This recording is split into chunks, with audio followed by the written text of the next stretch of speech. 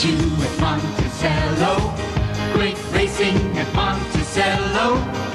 The world's very fastest half-mile track. That's Monticello Raceway. Meet you at Monticello. There's excitement at Monticello.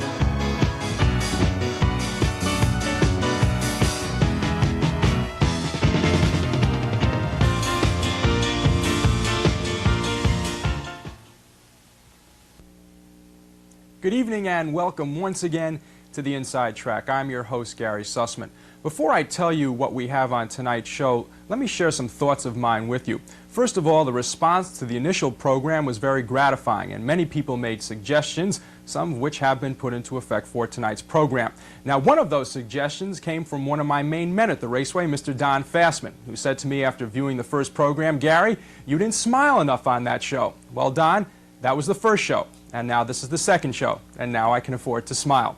There's plenty in store for you on tonight's program. On the personality profile, Mr. Jerry Fiorino, one of the leading drivers for the 1980 Winter Meet. John Manzi, the professor, will be along with highlight films and trivia questions. There will be more track topics and another way for you to win dinner for two at Monticello Raceway. All that and a bit more coming up on tonight's Inside Track. But first, let's take a look back across the country and at Monticello Raceway on the Week in Review.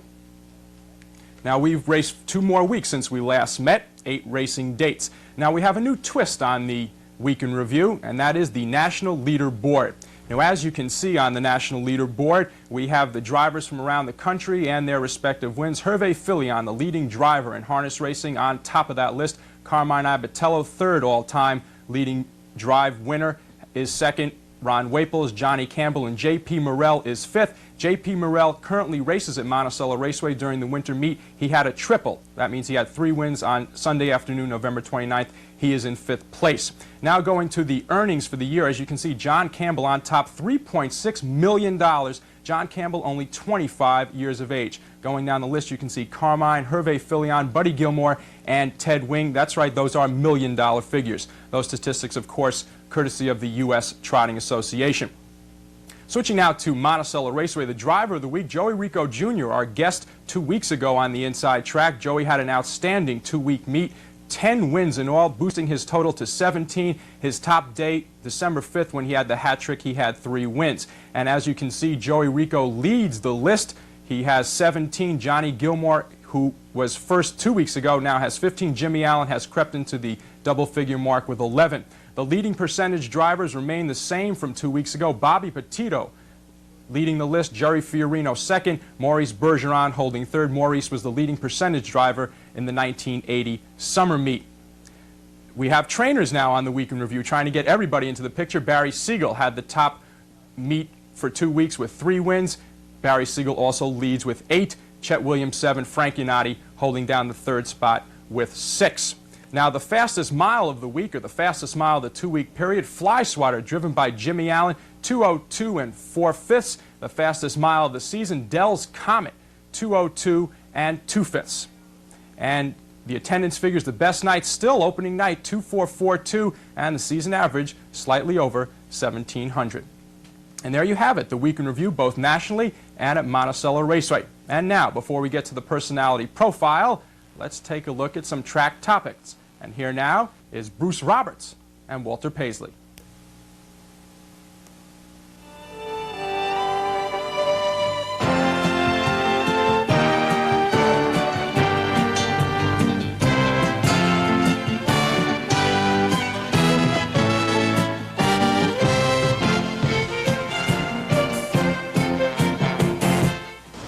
Bruce Roberts here for the Harness Tracks of America. Have you ever heard of a full swedge? If you haven't, you will today. And the gentleman who will discuss it, one of America's most successful driver trainers, Walter Paisley. Walter, just what is a full swedge? Bruce, a full swedge is a type of shoe worn by mostly pacers on their front feet. Well, why do they call it a full swedge? Because the shoe is completely indented or swedged all the way around, which gives the horse more traction or grab on the racetrack. Well, say it's only indented halfway. What would it be then? Then it would be called a half round, half swedge. I see. Well, we have a little difference of opinion here. Listen to how our fans define full swedge? A full swedge? It's a drink. You're close. Thanks, Buds. Something you eat? Oh, it's a golf club. A full swedge. A shoe. You hear what he says? A full swedge is a shoe. Is he right? No. Slice of tomato, something you eat. A full swedge, that's when you split a log. Mm-hmm. Full swedge when they move a horse all the way across the track. Full Full swedge. swedge. Jockey. What's a full swedge? A martini. You're close. A full swedge. Well, then I have to think about a full swing around the turn. A full swedge. It's not a drink. It's something that I'm not dealing with. Right. What is a full swedge? That's those horses I played last week that had the blueberry pie in their shoes.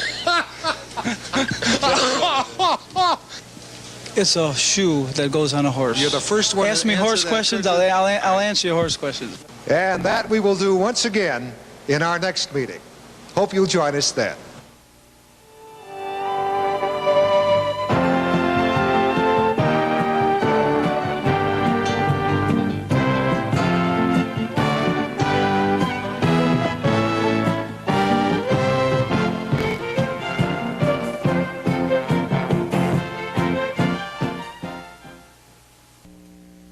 Thank you, Bruce, and thank you, Walter. And just so you won't think that Walter Paisley is just someone we picked off the street, he has earned $1.7 million this year. Now to the personality profile. Our guest is 30 years of age. He is originally from the Bronx. He now resides in Pearl River, New York. He got his A license in 1979. He started his career in 1972 when he graduated from Fairleigh Dickinson with a BS in marketing. He is now the second leading percentage driver for the 1980 Winter Meet, Mr. Jerry Fiorino. Jerry, welcome to the Inside Track. You're the second scared driver that we've had on in 2 weeks. Tell me, how did you go from a marketing degree at Fairleigh Dickinson to a driving degree at Monticello Raceway? Well, I guess, Gary, I used to take my dad to the races, and he didn't know how to drive a car, and I was his only means of transportation. So I used to take him a couple of times during the week, and I used to, stand outside by the rail and just watch all the races and watch them warm up, and I really liked it. It was really, really exciting, and I said, well, maybe someday I can do this. When you got out of college and you had your BS in marketing, what did you plan on doing with that, and what turned you off to the 9-to-5 white-collar job to the outside work of driving and training horses? Well, it might have been like the stereotype businessman, I guess.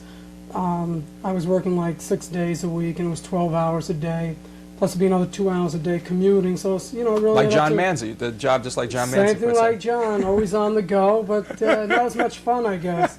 John seems to do it as fun, and it was just so much work, and it wasn't rewarding as far as pay. And I was working for Macy's Herald Square, and just not working, for a salary as little as it was. I just couldn't see it. It looked like it was up a back door. Now, you started your career in '72. In 1979, you got your A license.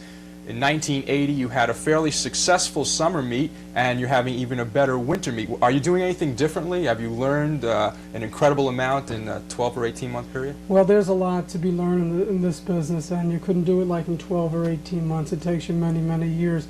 But maybe the way Betsy Phillips does the training for the barn, and she's pretty sharp at that. And I don't know, everything's just going well. The horses staying sharp, and I really don't know. It must be good oats. Okay, let's go back now to one of your races from the 1980 Winter Meet. Saturday night, December 6th, the 7th race. You have Slick N. What did you look for before the race? Okay, Gary, this is a very, very competitive $8,000 claiming allowance, and every horse in this race here looked like they had an even shot to win. It figured like 8 of them could be right across the track. Is Slick N a front runner? Does he like to go to the top Slick N, immediately? I can leave with him, but in this particular race there were about 7 horses that can leave. So I decided, I stepped him up, one notch. I said, well, let me race him from behind and see what happens. And the interesting thing in this race is coming into the final stretch, something happens, you lose your whip. Yeah, this is kind of funny. And we'll be able to see that. So let's now go to our feature race, Saturday night, December 6th, the 7th race. Let's go now to the Inside Track feature race. Tim caught Streaker by 3 parts of a length. Up on the outside, challenging, that's Sunrise Lynx. Along the rail, it's Fly, Fly Love, middle of the racetrack, Valley A. Then it's Nighttime. Okay, Jerry, now tell us what's going on. We're past the clubhouse turn the second time. Okay, I'm the 7th one on the outside right now, and Sunrise Lynx came out just after the quarter pole, which was a good move by Frankie Nardi, because the one horse couldn't keep up. And as we start heading down here on this backside, I'm right behind Jack Fox. There he goes into a break right now, and I just clear him, and now I've got about a 4-length gap, but Slick is, willing to pace right here. That's you all the way behind, right there? Right, I'm right there, just on the screen right now, and here comes Bonacorsa. He starts to swing 3 wide, and he's right up on Frankie Nardi, and I see Frankie's just tiring a little bit here, so I swung him, as you can see as we come out here, like 3 wide, and I still have plenty of pace here. And now in front of me, Bonacorsa having a very hard time to get to the top, and I still have plenty of pace here. And do you lose your whip now? No, I'm still going right here. Now I give him a couple of smacks. 1, 2, 3, there goes the whip. Okay, so let's hear John Bothy with the stretch call now. The center of the track, here comes Slick N with a move. Slick N is going to win it all. Slick N in front. And there it was, your hand. You were just waving your hand. The horse could pick up that motion of your hand? Yeah, he's open on the right side, and so I was just throwing my hand and looked like a big Texas fly swatter. And Did that ever happen before, that you lost a whip like that? I've lost a whip before. Matter of fact, 3 weeks ago with Sassy Satan, I finished 3rd. I thought I could have been 2nd. But this is only the 2nd time I've lost it, and, you're surprised. Obviously, you were pleased after the race. You won the race. Is Slick N one of the better horses that you have the opportunity to drive? Right now, he's one of the consistent. Him and Lloyd Drummond, they're about the most consistent. Now, you've made good progress having your A license in '79, 1980, you're 2nd in percentage driving. What do you look for now, saying that things go the way they are now, that you maintain your 2nd place stand on the in the percentage ranks? Well, right now I'd like to, just have a nice meet here and make the owners, happy, and look forward to coming back, and hopefully we'll luck be just as successful. And coming back to the show in the spring. Oh, I hope so. Why not? Okay. Jerry Fiorino, thank you very much for coming on to the inside track. Jerry will give him a whip that he can take home so that he will be able to find out how to whip the horses down the stretch. Jerry Fiorino, thank you very much. Now, before we get to the professor, waiting in the wings, the dynamic duo, Bruce and Walter, with another track topic.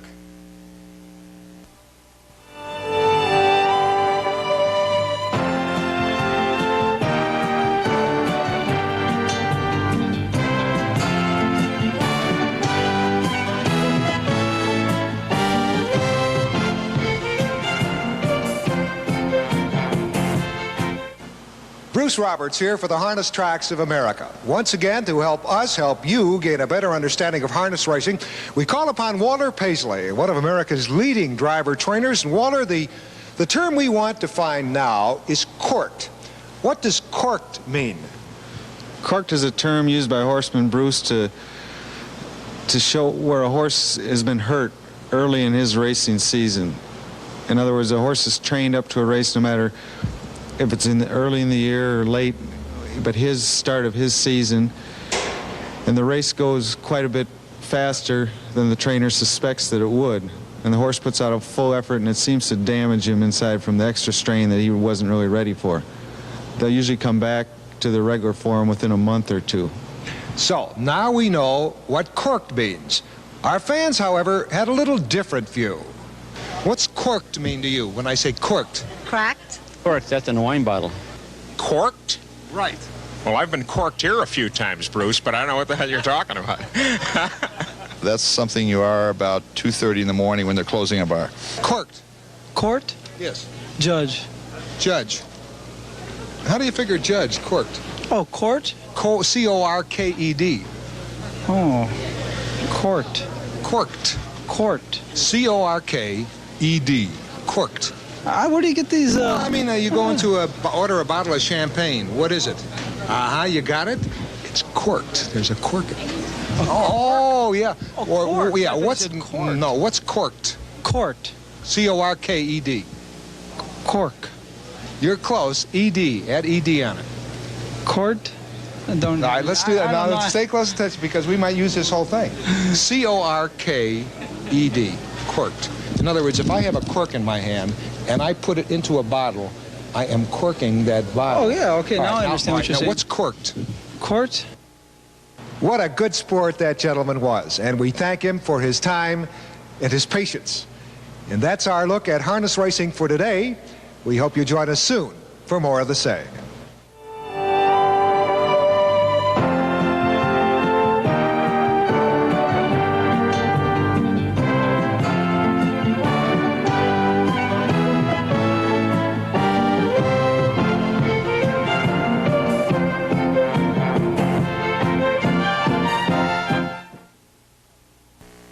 Thank you, Bruce, and thank you, Walter. And hopefully next spring we'll have you, the viewer and the fan, answer some of those questions and find out what you do or do not know about the sport of harness racing. It's now time for the professor, Mr. John Manzi, my cohort at Monticello Raceway, the director of publicity. Professor, welcome back to the Inside Track. And I want to know, this week, are you going to be going into the studio audience at all this week? Are you going this time I'm going to talk to you. You're going to talk to me. Jerry Fiorino, where are the oats? Great job with Can you believe it? Last time we were on the air, we discussed how the different ways of getting publicity out and how sometimes bad news sells better than good news. This past summer, there was some bad news at the track twice when there were several accidents. We had 2 wrecks last summer that got national attention, both of them, and we're going to see the tape, I think, right, of these, the big wreck that we had on July 15th, and what's good to report on this is nobody got hurt. It was a terrible accident that night, as you'll see. Now, when you were in the stands that night, what was the reaction of the crowd when that accident took place? Well, the crowd, the cheering, you know, the top of the stretch, the horses come, the crowd gets geared for that stretch run too. And the crowd went dead. And in fact, it happened so fast that the announcer just kept running. He didn't know what to say. It was a terrible thing, and thank God nothing happened. Okay, let's set it up then. It's July 15th, the 4th race, and it was a 7-horse pileup. 7 horse. 1 horse, Maristella, driver Bobby Petito. He skirted it at the end, and he came home a minute later, but he finished and was the winner. Okay, so there we are. Let's set up that highlight race now. It's the 4th race, July 15th from this past summer, and let's now go to track announcer Jerry Glantz. The end of the clubhouse turn, hired gun on top of lane. The Reva John along the rail. One more girl on the outside, third and going up, almost Lisa fourth. Okay, now we're picking it up around the clubhouse turn, John. Well, you see John Gilmer on top with hired gun, and Norm Bradbury came first over, what they call first over. He was first to pull. He's coming on the outside. And Reva John is sitting in the 2-hole right now, and the horses are jamming up as they go by the 3/4 pole. And hired gun right at this point looks real good. He looks like he's comfortable. And as you see them, they're all coming up on the back. Let's hear Jerry Glantz and how he described it. Vanston Yankee comes on 4th. They've got an 1/8 of a mile to pace. Now they turn for home. Hired gun is down. Also down to Reva John. You know, that was just like dominoes with the sulkies and the drivers flying. As you see, the hired gun, he looked very comfortable, but he took a bad step and he stumbled, and everybody was getting ready for their drive at that time, Suss, and they just, a domino effect, as you say. Now, you used to be a driver. Joey Rico was on the radio show last summer, and he was in that race, and he said that drivers have a tendency to pull to the right, and that's one of the reasons that no one got hurt, is it just worked out that everybody pulled to the right and no one locked. It was lucky they were coming off the turn or going into the turn where guys start to fan out to start with. So they were all going right, and that's the natural instinct. You can't go left because it's rail. You know, the rails there, the hub rail, so they'd be pulled to the right, and everybody pulled toward the right, and mostly the sulkies got caught, and that's what was so lucky about nobody got hurt. And I think Joey had a pulled muscle in his leg. That was about the extent of the major industries. It was amazing, and thank God nobody got hurt, no horses got hurt. Equipment took a beating, but everything else was okay. Now, that was such a great race that we're going to let you see it again. So now, for the first time, let's go to the Inside Track Instant Replay. On the rail, third. Watch hired gun take this bad step. It's coming up right now. Boom. There he goes. And you're down. And there's nowhere to go. And you're down. And you're down. You see Maristella on the far outside, the only horse to finish. Everybody is now looking for cover. But Bobby Petito steered his horse home and that was the winner of the race, the only horse to finish. And many of those horses finished, and they didn't even have drivers. They just finished the race anyway. By themselves, yeah. And Maristella, I believe, took home first, second, and third in that race. And as we were talking about, this kind of news brought attention from the media. we had great attention with this one. Now that was bad news. Talking about good news, each sport likes to have a superstar. Each sport likes to have a celebrity that they can build around. Harness racing had it this year with the great Niatros. There may never be another one like him.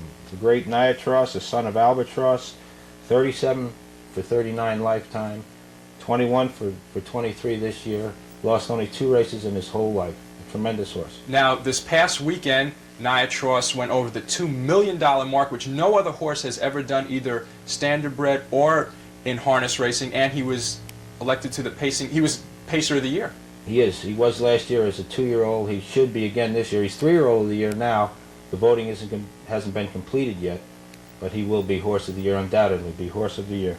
The great Niatros. I think we're going to see the tape of his great mile too here. Okay, now what we're going to see is the tape when Niatros broke the barrier. Now, to try to set up this barrier, I believe that people could put in the same category as the 4-minute mile or batting 400 maybe in baseball. That's the type of feat that Niatros accomplished, maybe even greater. This is greater than the 4-minute mile. I don't know what the world record is for runners. A little under 350. All right, so it would be like beating 340.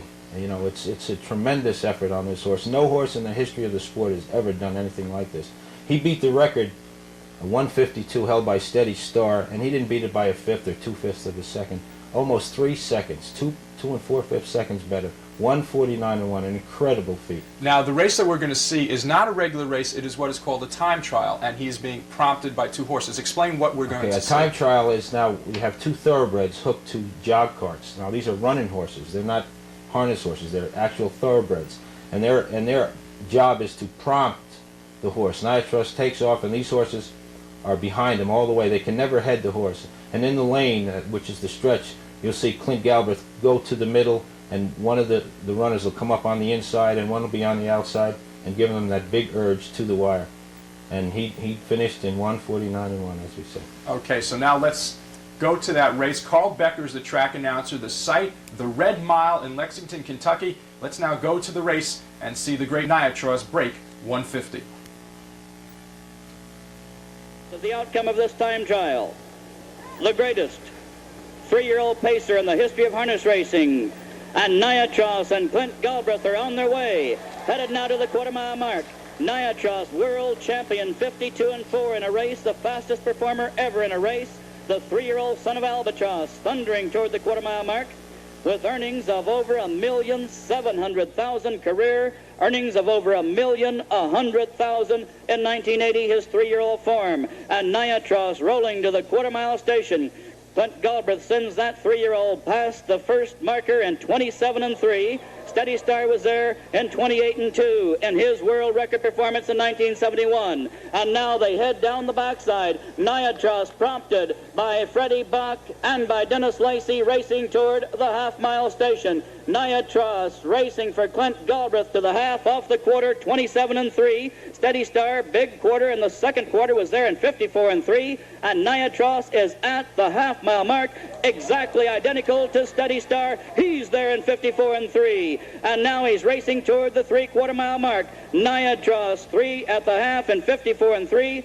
Headed toward 3/4, off a front panel, 27-3, half 54-3, the second quarter in 27 seconds. He's at the draw gate. Niatros and Clint Galbraith approaching the 3/4-mile mark, and the big, powerful 3-year-old has just reached that station in 1:21-4. Here it comes! They turn for home. Niatros, 21-4, unbelievable 3/4, and Galbraith has him in gear. He's in the final 8. Niatros is going to be the fastest ever in the sport. He races the wire. Niatros, 52-4 record performer, approaches the wire. 3/4, 21-4, and Niatros is home in 49 1/5. You've seen it.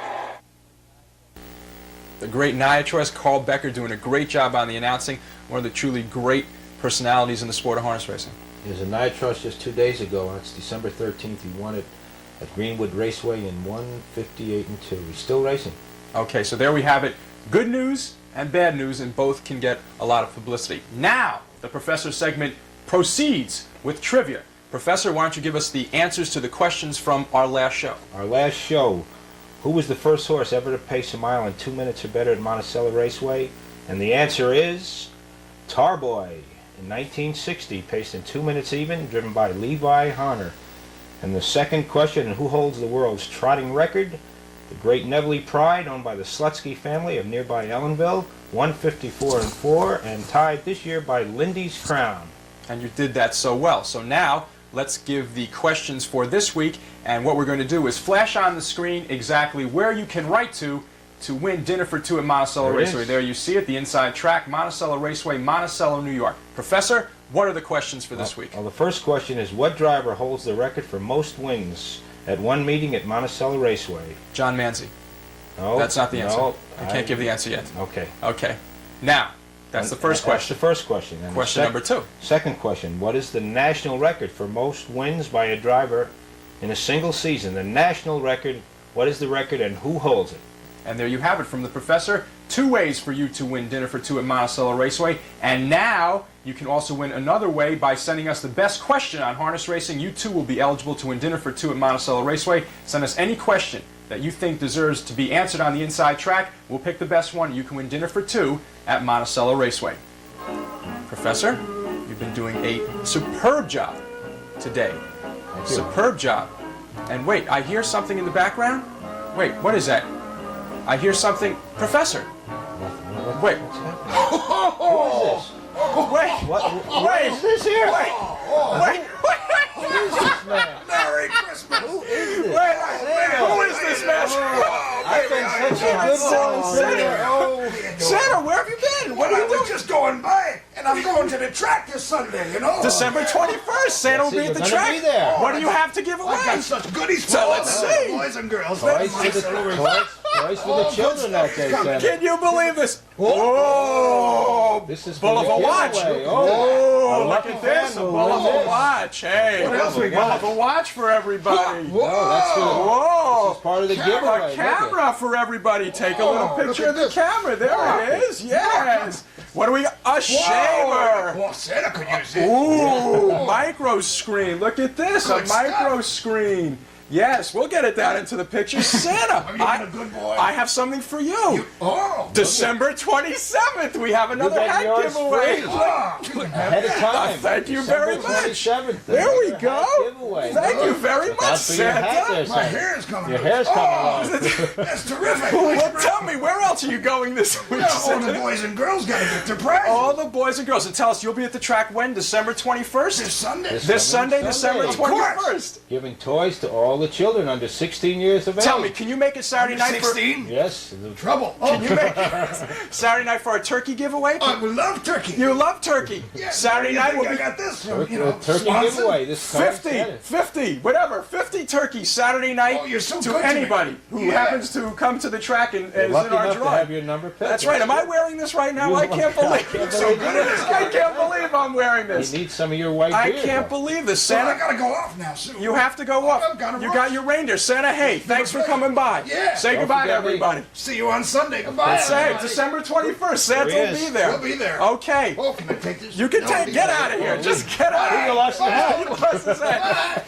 Bye, Santa. And there he goes. Professor, can you believe it? I Santa can't Claus. believe it. Right here. That's We Saturday. have been good boys. Saturday, December 20th, 50 turkeys. The 21st, Santa giveaway. That's right.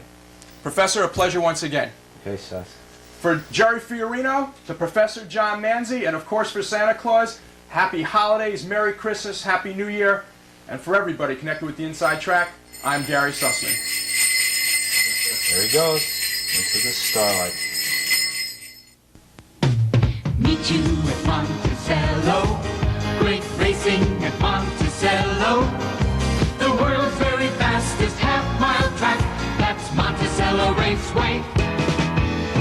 Meet you at Monticello.